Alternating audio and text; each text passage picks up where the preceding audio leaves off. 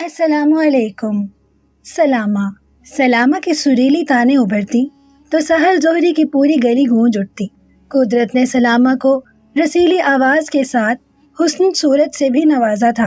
جب گانے کی کسی تان پر وہ سر کو جھٹکا دیتی تو چاند جیسے چہرے پر اس کے لمبے بال بکھر جاتے، بدلیاں سی چھا جاتی اور فضائیں ملہار راگ الاپنے لگتی۔ سلامہ کہنے کو تو لونڈی تھی، مگر ساحل زہری نے اپنی اس دل نواز کنیز کو اشراف زادیوں کا درجہ دے رکھا تھا۔ اس کی پرورش بڑے انہماک سے کی گئی تھی۔ ساحل زہری کو خود بھی موسیقی میں دخل تھا، لیکن اس نے سلامہ کی آواز کے رسیلے پن کو دیکھتے ہوئے اس کی تربیت پر کئی ماہر فن استاد مقرر کیے تھے۔ سلامہ بڑے دل سے ریاض کرتی اور گھنٹوں ریاض کے باوجود ذرا بھی نہ تھکتی تھی۔ یہ بنی امیہ کے 8ویں خلیفہ کا دور حکومت تھا اور حضرت عمر بن عبدالعزیز خلافت کے بارے گراں کو اٹھائے ہوئے تھے۔ عمر بن عبدالعزیز کو خلافت راشدہ کا 5واں خلیفہ کہا جاتا تھا۔ ان کے سخت گیر انتظام سلطنت نے بنی امیہ کے عشرت قدوں کو ویران کر دیا تھا اور پوری حکومت میں اسلام کا شرعی نظام حکومت رائج تھا، مگر بردہ فروشی کی لعنت اس وقت بھی موجود تھی۔ ارض حجاز کے مختلف شہروں میں بڑے بڑے بازار لگتے تھے اور کنیزوں اور غلاموں کی نیلامی ہوتی تھی۔ ساحل زہری کا پیشہ بھی کچھ اسی قسم کا تھا۔ وہ بازار سے خوبصورت لڑکوں اور لڑکیوں کو خریدتا اور انہیں تربیت دے کر اچھے داموں میں فروخت کرتا تھا۔ سلامہ بھی اس کی زر خرید لونڈی تھی، جسے وہ پچھلے 3 سال سے موسیقی کی تعلیم دلا رہا تھا۔ سلامہ نے اچھا ذہن پایا تھا۔ وہ توجہ اور محنت سے ساز و آواز کے میدان میں تہلکہ مچا رہی تھی۔ اگر ساحل زہری کو اس کی فروخت سے ایک کثیر رقم حاصل ہونے کی امید تھی، تو دوسری طرف سلامہ بھی یہ جانتی تھی کہ اگر اس نے اس فن میں کمال حاصل کر لیا تو وہ غلامی کی زندگی سے چھٹکارا پا کے کسی رئیس یا امیر کے محل کی رونق بنے گی۔ سلامہ کی سریلی تانے ابھر رہی تھی اور گلی سے گزرنے والوں کے قدم بہک رہے تھے۔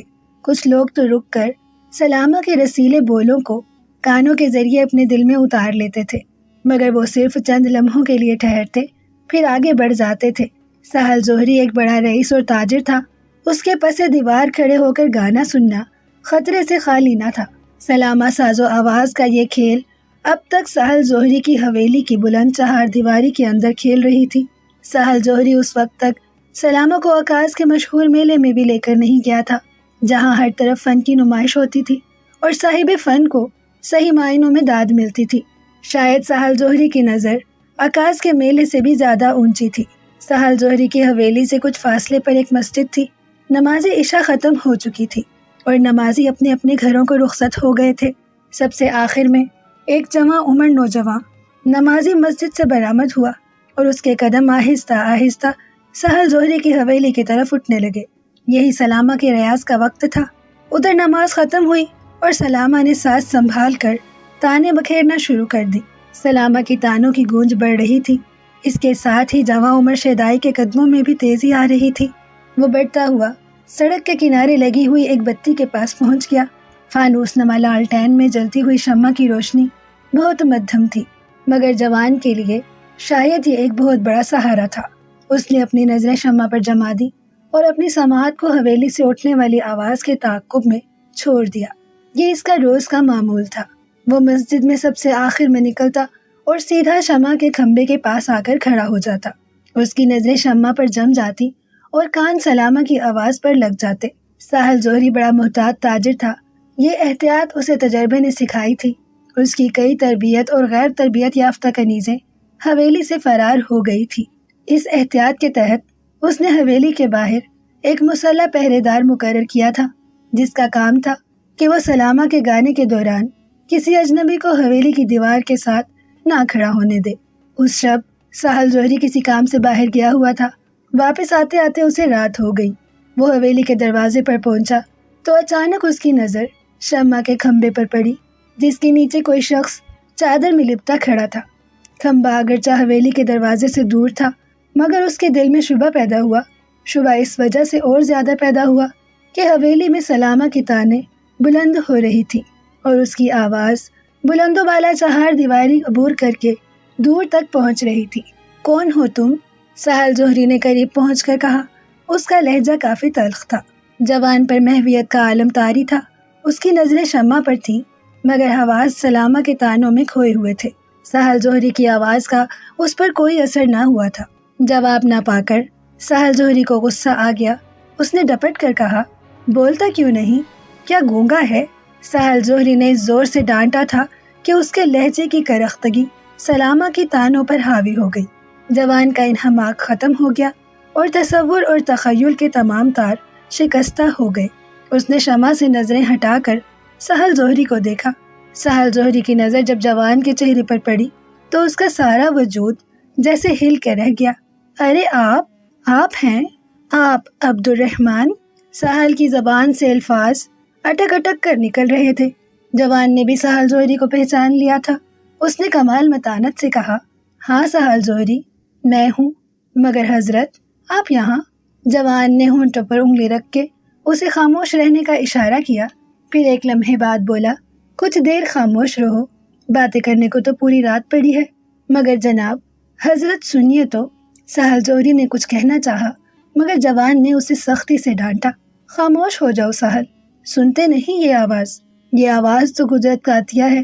خوش نصیب ہے وہ خاتون جسے اللہ تعالیٰ نے یہ لحن داؤدی بخشا ہے۔ یہ ٹھیک ہے مگر حضرت، میں پھر کہہ رہا ہوں سہل۔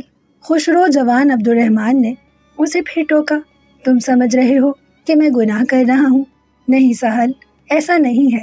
کچھ دیر کے لیے تم اس آواز اور میری سماعت کے درمیان سے ہٹ جاؤ، پھر میں تمہیں سمجھاؤں گا۔ توبہ توبہ حضرت، میں آپ کو گناہ گار کہنے کی کیسے جرأت کر سکتا ہوں؟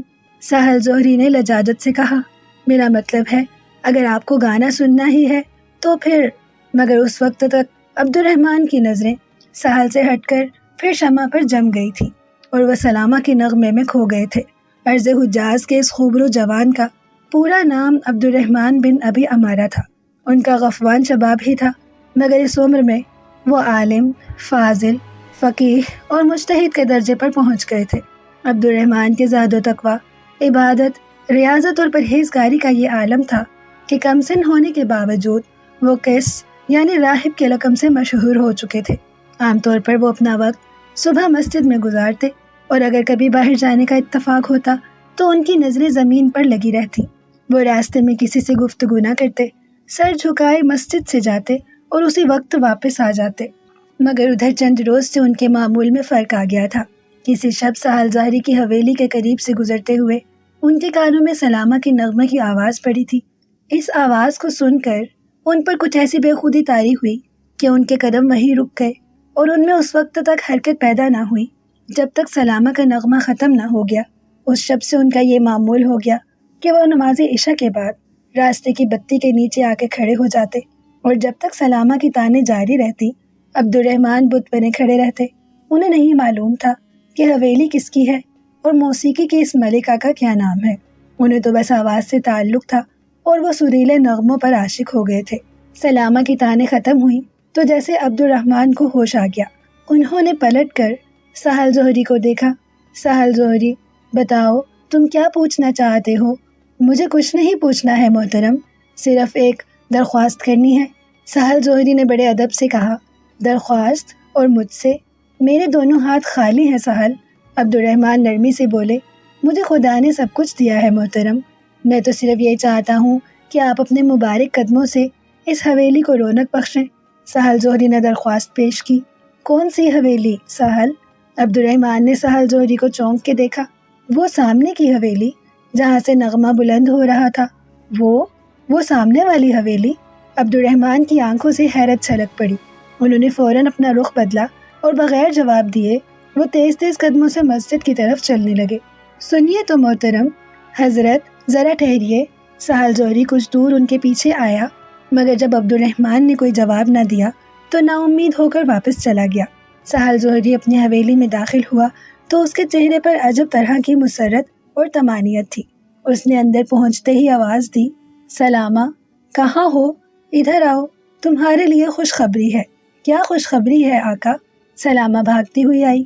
تم عبد الرحمن بن ابی عمارہ کو جانتی ہو؟ یہ کون بزرگ ہیں آقا؟ بزرگ؟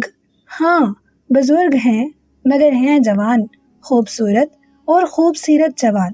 سہل جوہری نے بڑی مسرت سے کہا، آج کل ان کے نام کا ڈنکا پورے عرب میں بج رہا ہے۔ ان کی خوبصورتی کا ڈنکا؟ سلامہ نے شوخی دکھائی۔ نہیں بھائی، یہ بہت بڑے عالم فاضل ہیں، سہل جوہری نے وضاحت کی۔ جس محفل میں جاتے ہیں دور دور سے لوگ ان سے مسئلے مسائل پوچھنے آتے ہیں، اتنی کم عمری میں یہ… آقا، سلامہ نے برا سا منہ بنایا۔ آپ کس کی باتیں لے بیٹھے؟ پہلے وہ خوشخبری تو سنائیے جس کے لیے آپ نے مجھے بلایا ہے۔ وہی تو بتا رہا ہوں سلامہ، یہ جوان اپنی پرہیزگاری کی وجہ سے کیس کے لقب سے مشہور ہوا۔ پھر وہی بات آقا، سلامہ نے دوسری بار بات کاٹی۔ مجھے کسی زاہد یا پرہیزگار کی باتوں سے کوئی دلچسپی نہیں، تمہیں نہ صحیح سلامہ، مگر اس زاہد خشک کو تمہارے نغموں سے دلچسپی ہے۔ وہ تمہاری آواز پر عاشق ہے، اس نے تمہارے نغمے کی تعریف کی ہے۔ سہل جوہری یہ کہتے ہوئے خوشی سے پھولے نہ سما رہا تھا۔ عجیب بات ہے آقا، سلامہ نے بے یقینی سے کہا۔ ایک طرف تو آپ فرما رہے ہیں کہ وہ پرہیزگار اور عالم و فاضل ہے، دوسری طرف اسے میرے نغمے پسند ہیں۔ آپ کو یہ کس نے بتایا؟ اس محترم ہستی نے مجھ سے خود کہا ہے، سہل جوہری نے زور دے کر کہا۔ میں نے انہیں تمہاری آواز کے زیرو بم میں کھویا ہوا دیکھا ہے۔ ان کی محویت انہماک کا یہ عالم تھا کہ میرے ٹوکنے پر بھی وہ میری طرف متوجہ نہ ہوئے۔ پھر جب تمہارا نغمہ ختم ہوا تو انہوں نے تمہاری سریلی اور رسیلی آواز کی بہت تعریف کی۔ سلامہ کو کچھ حیرانی ہوئی۔ اس نے پوچھا، آپ سے وہ کب ملے؟ میری آواز انہوں نے کہاں سنی؟ سلامہ، یہ سب کچھ آج اور ابھی ہوا ہے۔ سہل جوہری نے اسے متاثر کرنے کے لیے کہا۔ میں ابھی واپس آ رہا تھا کہ میری نظر راستے کی روشنی پر پڑی۔ میں نے دیکھا ایک شخص چادر میں لپٹا کھڑا ہے، اس کی نظریں شمع پر تھیں، مگر وہ دنیا و ما فیہا سے بے خبر تمہارے نغمے میں کھویا ہوا تھا۔ میں نے قریب جا کر اسے آواز دی تو میں دیکھ کر حیران رہ گیا کہ وہ عبد الرحمن بن ابی عمارہ ہیں۔ انہیں اس حال میں دیکھ کر تو میں حیران ہو گیا۔ کیا وہ بہت بڑے بزرگ ہیں؟ سلامہ کی دلچسپی بڑھی۔ سہل جوہری نے جواب میں کہا، ان جیسا نہ تو کوئی فقیہ ہے اور نہ عبادت ریاضت اور پرہیزگاری میں ان کا کوئی ثانی ہے۔ آقا، اگر وہ اتنے ہی اہم آدمی ہیں تو آپ انہیں گھر کیوں نہیں لائے؟ سلامہ نے بڑے چاؤ سے کہا۔ میں انہیں سامنے بٹھا کے نغمے سناتی۔ میں نے کوشش کی تھی سلامہ، سہل بولا۔ میں نے حویلی میں آنے کی بھی درخواست کی تھی، مگر وہ منہ گھما کر نکل گئے۔ میں آوازیں دیتا ہی رہ گیا۔ کیا وہ آپ کو پہچانتے ہیں آقا؟ مجھے کون نہیں جانتا سلامہ؟ سہل جوہری کا لہجہ تلخ ہو گیا۔ کیا میں یہاں سب سے بڑا تاجر نہیں؟ سلامہ سہم گئی، آواز دبا کے بولی، آقا، میرا یہ مطلب ہرگز نہیں۔ سب آپ کو جانتے ہیں، لوگوں کی ضرورتیں بھی تو آپ پوری کرتے ہیں۔ میں نے تو اس لیے پوچھا تھا کہ وہ عالم فاضل ہے، شاید آپ کو نہ جانتے ہوں۔ مجھے ہر طبقے کے لوگ جانتے ہیں، سہل جوہری نے اکڑ کر کہا۔ مجھے دیکھتے ہی انہوں نے پہچان لیا، لیکن جب میں نے حویلی میں چلنے کی دعوت دی تو وہ منہ گھما کر چلے گئے۔ اب وہ کہیں نہیں جائیں گے آقا۔ کل جب وہ میرا نغمہ سننے آئیں تو آپ انہیں ساتھ لے آئیے گا۔ سلامہ، کیا تمہیں یقین ہے کہ وہ کل پھر آئیں گے؟ ضرور آئیں گے آقا۔ موسیقی ذہن کی غذا ہے اور شفاف ذہنوں پر اس کا زیادہ اثر ہوتا ہے۔ سہل جوہری نے اس وقت سلامہ کو جواب نہ دیا، لیکن دوسری شب وقت مقررہ پر وہ حویلی سے نکلا اور روشنی کے کھمبے کے قریب چھپ کر کھڑا ہو گیا۔ سلامہ کا نغمہ ابھرا، خاموش فضاؤں میں ارتعاش سا پیدا ہو گیا، مگر سلامہ کا نغمہ عبد الرحمن کو اپنی طرف متوجہ نہ کر سکا۔ کھمبے کے قریب کوئی نہ آیا، شمع جھلملاتی رہی، نغمے کی تانیں بکھرتی رہیں۔ سہل جوہری انتظار کرتا رہا مگر آنے والا نہ آیا۔ سہل جوہری تک ہار کر واپس آ گیا۔ سلامہ اس کے اداس چہرے کو دیکھ کر خود بھی اداس ہو گئی۔ سلامہ کا اندازہ غلط ثابت ہوا تو اس کی انا کو زبردست ٹھیس لگی۔ اس کے خیال میں یہ اس کے فن کی توہین تھی، فن کے علاوہ یہ اس کے حسن عالم طاب کی بھی توہین تھی۔ سلامہ تمام رات بستر پر کروٹیں بدلتی رہی۔ سلامہ بظاہر تو انا کی آگ میں جل رہی تھی، مگر اس آگ کے ساتھ ایک اور بھی تپش تھی جو سلامہ کو اندر ہی اندر پھونکے ڈال رہی تھی۔ وہ ایک نادیدہ انسان کی محبت تھی جو چپکے سے اس کے دل میں اتر آئی تھی۔ وہ رات دن اداس رہنے لگی۔ سہل کو اس کی فکر لگ گئی۔ وہ تو سلامہ کی پرورش اس لیے کر رہا تھا کہ اس موتی کے منہ مانگے دام وصول کرے گا، مگر سلامہ ہر دم عبد الرحمن کا اس کا کلمہ پڑھتی تھی۔ ایک دن اس کی وحشت اتنی بڑھی کہ اپنے آقا کے سر ہو گئی۔ آقا، آپ ایک بار مجھے اس زاہد خشک کی صورت دکھا دیجیے، ورنہ… سلامہ نے بات ادھوری چھوڑ دی، یا یوں کہنا چاہیے کہ آقا کا روب اس پر طاری ہو گیا۔ ہوش میں آ سلامہ، سہل جوہری سختی سے بولا۔ میں نے تجھے کسی محفل کی آرائش کے لیے پالا ہے، اور تو مسجد کے دروازے سے آس لگا بیٹھی ہے۔ اگر تیرا خیال ہے کہ میں تجھے قسط کے حوالے کر دوں گا تو یہ تیری غلطی ہے۔ مجھے اصل رقم کے ساتھ سود بھی چاہیے، اور تو اصل کو ڈبونے پر تلی ہوئی ہے۔ سلامہ بڑی ذہین تھی، اس نے بات بگڑتے دیکھی تو فوراً بات الٹ دی۔ آقا، آپ میری بات کو غلط سمجھے۔ بھلا قسط کے جیب میں کیا دھرا ہے جو میں ان کے پاس جاؤں گی؟ میں تو انہیں اس لیے بلا رہی ہوں کہ انہوں نے میری توہین کی ہے اور میں ان سے بدلہ لینا چاہتی ہوں، مگر وہ اس دن سے تیرا گانا سننے نہیں آئے۔ پھر میں کیا کروں؟ سہل جوہری نے اپنا پہلو بچایا۔ وہ نہیں آئے تو آپ ان کے پاس جائیے، بس ایک بار آپ انہیں گھیر کر لے آئیے، پھر میں جانوں۔ سلامہ کا لہجہ ملتجانا تھا۔ سہل جوہری نرم پڑ گیا۔ توہین میری بھی ہوئی ہے۔ اس رات میں آوازیں دیتا رہ گیا اور انہوں نے پلٹ کر جواب بھی نہیں دیا۔ سہل جوہری کو بھی شاید ضد ہو گئی تھی۔ گھبرا مت سلامہ، میں انہیں ڈھونڈ کے لاؤں گا، مگر مجھ سے وعدہ کر کہ تیری نظر اونچی رہے گی۔ قالین اور چٹائی کے فرق کو تو جانتی ہے۔ میں وعدہ کرتی ہوں آقا۔ ساحل جوہری کو معلوم تھا کہ عبد الرحمن زہری مسجد میں مقیم ہیں۔ ان سے ملاقات کرنا کوئی مسئلہ نہ تھا، مگر سوال یہ تھا کہ وہ کیسے کیا کہے گا؟ کیسے یہ کہنا کہ سلامہ آپ سے ملنا چاہتی ہے، یا انہیں سلامہ کا نغمہ سننے پر آمادہ کرنا؟ یہ دونوں ہی باتیں بے تکی تھی۔ اگر سلامہ کی آواز نے انہیں اتنا ہی متاثر کیا تھا تو پھر انہوں نے آنا کیوں چھوڑ دیا؟ اسے اس بات کا یقین تھا کہ اگر سلامہ خود ان کے پاس چلی جائے تو ان کا سارا تقویٰ دھرا رہ جائے گا، مگر اس صورت میں اسے اس بات کا بھی خطرہ تھا کہ اگر سلامہ کا ایک بار حویلی کے باہر قدم نکل گیا تو پھر ان قدموں کو روکنا ناممکن ہو جائے گا۔ اس لیے اس نے سلامہ کو قصد کا پتہ نہیں بتایا۔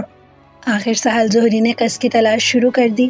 وہ مسجد میں تو نہیں گیا، مگر اس جستجو میں رہا کہ قصد اسے کہیں تنہائی میں مل جائے تو وہ ضرور بات کرے گا۔ اس کے ساتھ اس نے سلامہ کے گانے کے دوران اس جگہ جانا اپنا معمول بنا لیا جہاں اس نے قصد کو پہلی مرتبہ سلامہ کے نغموں پر سر دھنتے دیکھا تھا۔ اس میں سلامہ کی ترغیب کو بھی دخل تھا۔ سلامہ نے ساحل جوہری کے ذہن میں یہ بات ڈال دی تھی کہ موسیقی وہ جادو ہے جو کسی نہ کسی انداز میں نیک و بد پر یکساں طور پر اثر انداز ہوتا ہے۔ اگر عام آدمی مغنیوں کے سامنے بیٹھ کے واہ واہ کرتا ہے تو عابد و زاہد حمد باری تعالی اور مدحت رسول صلی اللہ علیہ وسلم سن کر وجد میں آ جاتے ہیں۔ سلامہ کے ریاض کا سلسلہ جاری تھا۔ اس ریاض میں اب اس کی انا اور کس کا عشق بھی شامل ہو گیا تھا، جس نے سلامہ کے رسیلے نغموں میں لہک کے ساتھ سوز بھی شامل کر دیا تھا۔ سلامہ معمول سے زیادہ وقت تک ریاض کرتی رہتی، اور جب ساحل جوہری سر جھکائے ہوئے حویلی میں واپس آتا تو وہ مجسمے سوال بن جاتی، مگر یہ سوال الفاظ کا جامہ نہ پہنتا اور سلامہ یزمردہ ہو کر بستر پر جا گرتی۔ اسے سخت تعجب تھا کہ کس پر اس کے نغموں کا اثر کیوں نہیں ہوتا۔ آہستہ آہستہ اس کے دل میں یہ بات بیٹھ گئی کہ یا تو اس کے نغموں میں وہ اثر نہیں جو شجر و حجر کو جھومنے پر مجبور کر دیتا ہے، یا پھر عبد الرحمن قس کے سینے میں ایک دردمند دل ہونے کے بجائے پتھر رکھا ہے جو قس کے تقوی سے روز بروز آہن میں بدلتا جا رہا ہے۔ یہ تو سلامہ کا خیال تھا، مگر عبد الرحمن قس کی کیفیت اس سے مختلف تھی۔ انہیں ساحل جوہری نے نغمہ سنتے دیکھ لیا تھا، اس کا انہیں دکھ بھی ہوا تھا اور افسوس بھی۔ اس کا علاج انہیں یہی بہتر معلوم ہوا کہ وہ اس راستے کو ہی چھوڑ دیں جو انہیں بدنامی کے کوچے تک لے جا سکتا تھا۔ بس انہوں نے عشاء کے بعد مسجد سے نکلنا ہی چھوڑ دیا۔ سلامہ اگرچہ کم عمر اور نا تجربہ کار تھی، لیکن فنی تعلیم حاصل کرتے وقت وہ اپنے استادوں اور ماہرین فن کی باتوں پر پوری توجہ دیتی تھی، اس لیے اس کی کم سنی اس کے تجربے میں حائل نہ ہو سکی۔ اس کا یہ کہنا کہ موسیقی شجر اور ہجر کو ہلا کر رکھ سکتی ہے اس کے تجربہ کار ہونے کا ثبوت تھا، کیونکہ کچھ ہی دنوں بعد سلامہ کے نغموں نے عبد الرحمن کے ان حماق کی مضبوط دیواروں میں دراڑیں ڈال دی۔ اب وہ نماز عشاء کے بعد مسجد سے نکل کر شب کی سیاہی میں ادھر ادھر گھومتے رہتے، مگر ان کی روح بے چین سی رہتی اور کسی جگہ انہیں سکون نہ ملتا، یہاں تک کہ ایک شب وہ عالم بے خودی میں ساحل جوہری کی حویلی کی دیوار تک پہنچ گئے۔ حویلی سے سلامہ کی رسیلی آواز اٹھ رہی تھی، مگر اب اس آواز میں ایک ڈھکی چھپی تڑپ بھی تھی جس نے قیس کے گداز دل کو ایک بار پھر گرما کے رکھ دیا۔ قیس اس وقت تک پس دیوار کھڑے رہے جب تک سلامہ کا نغمہ ختم نہ ہو گیا، پھر انہیں ہوش آیا اور وہ تیز تیز قدموں سے مسجد واپس ہو گئے۔ انہیں خوشی تھی کہ آج ان کے گانا سننے میں کوئی شخص مخل نہ ہوا۔ اس کے دوسرے شب کیس کا دل دیوانہ پھر انہیں سہل ظہری کے کوچے کی طرف لے چلا۔ ان کے قدم بڑھتے رہے اور سلامہ کی آواز قریب سے قریب تر ہوتی گئی، یہاں تک کہ کیس راستے کی اس بتی کے پاس پہنچ گئے جہاں ان کی پہلی مرتبہ سہل ظہری سے مٹ بھیڑ ہوئی تھی۔ ان کی نظریں شمع پر لگ گئیں اور سلامہ کی درد بھری آواز ان کے دل کے نہا خانوں میں سماتی رہی۔ انہیں یہ بھی خبر نہ ہوئی کہ کوئی شخص احتیاط سے قدم اٹھاتا ہوا ان کی طرف بڑھ رہا ہے۔ احتیاط سے آنے والا یہ آدمی سلامہ کا آقا سہل ظہری تھا۔ وہ اپنے معمول کے مطابق کیس کی تلاش میں نکلا تھا۔ آج وہ جیسے ہی حویلی کے دروازے سے باہر آیا تو اس کی نظر روشنی کے کھمبے پر پڑی۔ کوئی شخص چادر میں لپٹا ہوا وہاں کھڑا تھا۔ سہل ظہری کے دل نے پکار کے کہا کہ آگے بڑھ، یہ وہی کیس ہے جس کی تلاش میں تو نے کتنی ہی راتوں کے آرام کو گنوایا ہے۔ سہل ظہری بڑھتے بڑھتے بالکل ان کی پشت پر پہنچ گیا، مگر عبد الرحمن قیس سلامہ کے شہر میں گرفتار تھے۔ ان پر کسی کے آنے جانے کا کیا اثر ہوتا؟ سلامہ کے نغمے کا سحر ٹوٹا تو قیس کو ہوش آیا۔ انہوں نے شمع سے نظریں ہٹائیں۔ اسی وقت سہل ظہری نے کھنکار کر اپنی موجودگی کی اطلاع دی۔ کیس نے پلٹ کر دیکھا، سہل ظہری ہاتھ باندھے کھڑا تھا۔ کیس کے ہونٹوں میں حرکت پیدا ہوئی مگر وہ کچھ کہہ نہ سکے۔ حضرت، سہل ظہری نے گفتگو میں پہل کی، مجھے حسرت تھی کہ میں اپنا سوال آپ کے سامنے پیش کر دوں، مگر آپ نے مجھے اس شب موقع نہیں دیا۔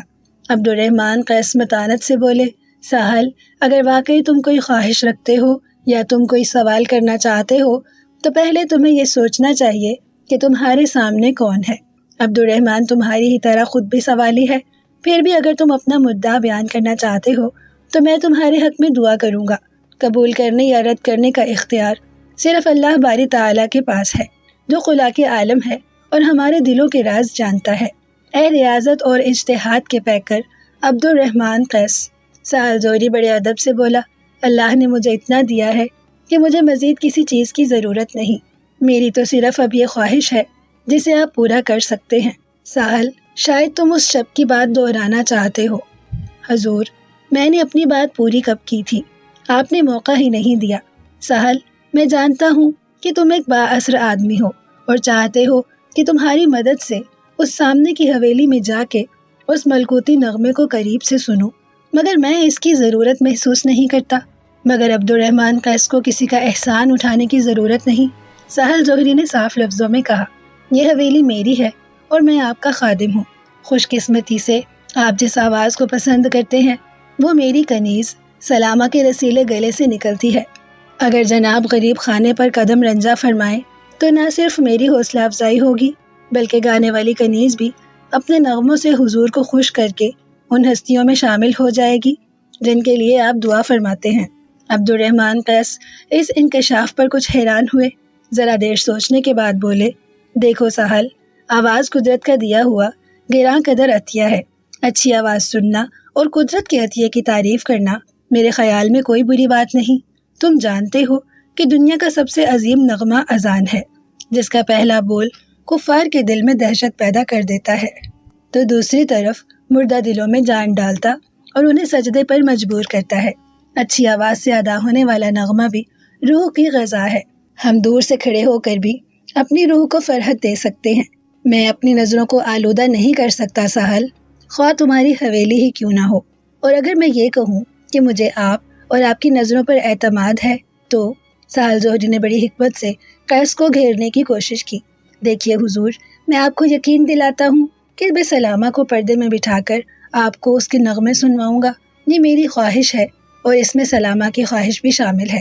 سہل، قیس نے بے بسی سے کہا، میں تمہاری بات پر غور کروں گا، لیکن تم میرا پیچھا کرنا چھوڑ دو، اور اگر میں تمہیں دوبارہ یہاں نظر آؤں تو اپنی بات مت دہرانا۔ ایسا ہی ہوگا حضرت، مجھے امید ہے کہ آپ میری یہ خواہش ضرور پوری کریں گے۔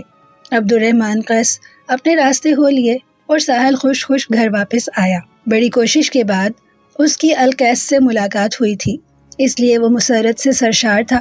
اس نے اسی سرشاری کے عالم میں ایک بار پھر حویلی کی ڈیوڑی سے سلامہ کو آواز دی۔ سلامہ اس کی مسرت بھری آواز سنتے ہی بھاگتی ہوئی سہل ظہری کے پاس آ گئی۔ سلامہ، میں حاضر ہوں آقا۔ سلامہ نے سہل ظہری کی بات بھی نہ پوری ہونے دی آج میرے لیے خوشخبری لائے ہیں میرے آقا؟ ہاں وہی تو میں بتا رہا ہوں، مگر آپ تو تنہا آئے ہیں، حضرت القیس کو ساتھ کیوں نہیں لائے آقا؟ تم نے اندازہ لگا لیا کہ میں عبد الرحمن قیس سے ملاقات کر کے آ رہا ہوں، سہل زہری بولا۔ بہت عقل مند ہوتی جا رہی ہے میری سلامہ، آپ کی شاگرد جو ہوں آقا، سلامہ نے ہنس کر جواب دیا۔ ویسے میں آپ کی مسرت بھری آواز سنتے ہی سمجھ گئی تھی کہ آپ کو کامیابی ہوئی ہے۔ کامیابی تو نہیں، مگر کامیابی کی ابتدا ہو گئی ہے۔ میں نے ان کے کان میں بات ڈال دی ہے۔ کہاں ملے تھے وہ؟ کیا کہا آپ نے؟ انہوں نے کیا جواب دیا؟ سلامہ کی بےتابی دیکھنے والی تھی۔ ارے رے، اتنے بہت سے سوالات۔ سہل زہری مسکرایا۔ میں نے ان سے کہہ دیا ہے کہ یہ حویلی میری ہے، وہ جب جی چاہے یہاں آ کے تمہارے نغمے سن سکتے ہیں۔ میرا خیال ہے کہ انہوں نے انکار نہیں کیا ہوگا۔ اللہ، یہ زوم، اتنا مان ہے تمہیں اپنے اوپر نہیں بلکہ اپنی آواز پر، اپنے نغموں پر۔ سلامہ بڑے استقلال سے بولی۔ میرا تو ابھی ان سے سامنا بھی نہیں ہوا، سامنا شاید ہو بھی نہ سکے، سہل زہری نے کہا۔ وہ عورت کی قربت سے بھاگتے ہیں۔ میں نے انہیں اطمینان دلایا ہے کہ میں تمہیں پردے میں بٹھا کر انہیں گانا سنواؤں گا، پھر تو وہ رضامند ہو گئے ہوں گے۔ اس وقت کا انتظار کرو سلامہ، سہل زہری نے تھکی ہوئی آواز میں کہا۔ عبد الرحمن ایسے پنچھی نہیں جو دانہ دیکھتے ہی جال میں آ جائیں۔ دیکھا جائے گا آقا، انہیں آنے تو دیجیے میرے پاس۔ سلامہ کی تیوریوں پر بل پڑ گئے۔ اگر میں نے اس توہین کا بدلہ نہ لیا تو میرا نام سلامہ نہیں۔ کس کی توہین؟ تمہاری یا میری؟ دونوں کی آقا۔ سلامہ کی آواز سے ایک آہنی عزم کا پتہ چلتا تھا۔ سہل زہری ہنسا۔ میں دیکھنا چاہتا ہوں کہ شطرنج کی اس بازی میں مات کسے ہوتی ہے؟ آقا، مات ہمیشہ اناڑی کی ہوتی ہے۔ یہی تو دیکھنا ہے کہ اناڑی کون ہے، تم یا عبد الرحمن قیس؟ عبد الرحمن القیس پھر غوطہ لگا گئے۔ سہل زہری مسلسل 4 راتیں راستے کی بتی کے ساتھ جاتا رہا۔ سلامہ کے نغمے تھک تھک کے دم توڑتے رہے، مگر ایسا معلوم ہوتا تھا کہ جیسے القیس ادھر کا راستہ ہی بھول گئے۔ سلامہ کی انا مجروح ہو رہی تھی اور اس کا غرور شکست ماننے پر آمادہ ہو گیا تھا کہ ایک شب عبد الرحمن قیس ایک بار پھر راہ کی شمع پر نظریں جمائے دکھائی دیے۔ القیس نے سہل زہری کو تاکید کر دی تھی کہ وہ اس بارے میں ان سے کوئی سوال نہ کرے۔ سہل زہری خاموشی سے ان کے پیچھے جا کر کھڑا ہو گیا۔ سلامہ شاید اس شب کچھ زیادہ ہی اداس تھی۔ اس نے پورا نغمہ بھی نہ گایا کہ اچانک آدھا نغمہ گا کے خاموش ہو گئی۔ اس کے ساتھ ہی القیس کی محویت کا طلسم ٹوٹ کے رہ گیا۔ انہوں نے بے چینی سے پلٹ کر حویلی کی طرف دیکھا۔ سہل زہری ان سے صرف 4 قدم کے فاصلے پر سر جھکائے کھڑا تھا۔ تم پھر آ گئے سہل زہری، القیس کی آواز کھوکھلی تھی۔ اے القیس، آپ نے میری زبان بندی کی ہے، پہلے مجھے گفتگو کی اجازت دیجیے۔ سہل زہری نے بڑے انکسار سے کہا۔ استغفر اللہ، انسان کو حکم کیسے دے سکتا ہے؟ عبد الرحمن القیس نے سنجیدگی سے کہا۔ میں حاکم نہیں، تمہاری طرح کا ایک انسان ہوں۔ میں تو صرف یہ چاہتا ہوں کہ تم مجھ سے کوئی ایسا سوال نہ کرو جس کے جواب دینے کا مجھے حکم نہ ہو۔ رہا تمہارا سوال تو اس کا جواب میں پہلے ہی دے چکا ہوں۔ اے القیس، آپ نے بے شک میرے سوال کا جواب دیا تھا، مگر یہ سوال میرا نہیں، میری کنیز کا ہے۔ عبد الرحمن قیس نے سہل زہری کو غور سے دیکھا۔ تم اپنی بات کی وضاحت کرو سہل۔ میری کنیز سلامہ نے درخواست کی ہے کہ حضور حویلی پر تشریف لائیں اور اطمینان سے بیٹھ کر اس کے نغمے سماعت فرمائیں۔ اسے اس بات سے تکلیف ہوتی ہے کہ دنیا عرب کا سب سے بڑا مجتہد سر راہ کھڑا رہے اور وہ حویلی میں بیٹھی نغمے گاتی رہے۔ سہل زہری نے بڑی مکاری سے سلامہ کے پردے میں اپنا مدعا بیان کر دیا۔ یہ نہیں ہو سکتا سہل۔ عبد الرحمن القیس نے فوراً انکار کر دیا۔